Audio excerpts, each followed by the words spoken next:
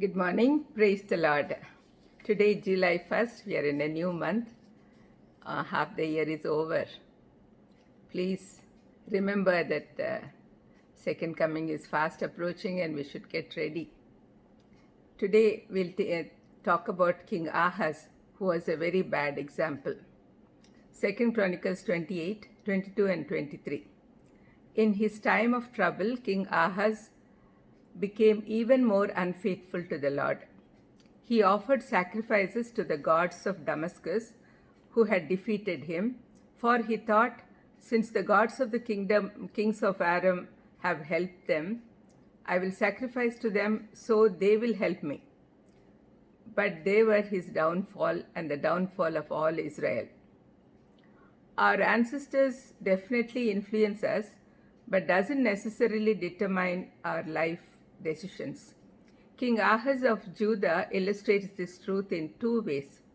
He turned away from the good examples of his father Jotham and his grandfather Uzziah, but his poor example did not have any bad effect on his own son Hezekiah, who proved to be a great and godly king. The circumstances in the life of King Ahaz fall into the categories of bad and worse. Notice that there's nothing good about it.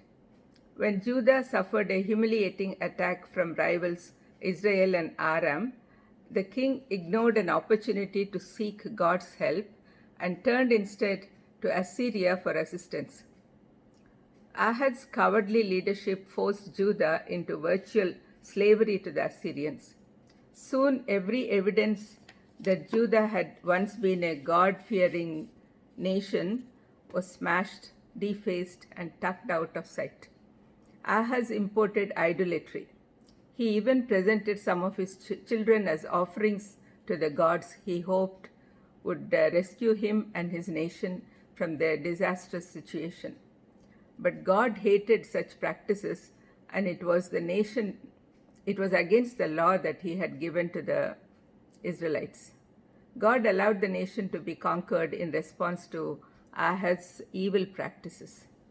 We share Ahaz's sin when from beneath a load of failures and trials, we turn away from good examples and from God. Instead of repenting of any known sin and calling upon God for relief, we, like Ahaz, may appeal to every other source of aid but God, our own abilities, money, or harmful habits. The result only serve to increase our tragic circumstances. Difficulties and mistakes will either devastate our faith or they will stimulate growth and maturity. The positive results come when we humbly seek God's help, whatever the situation.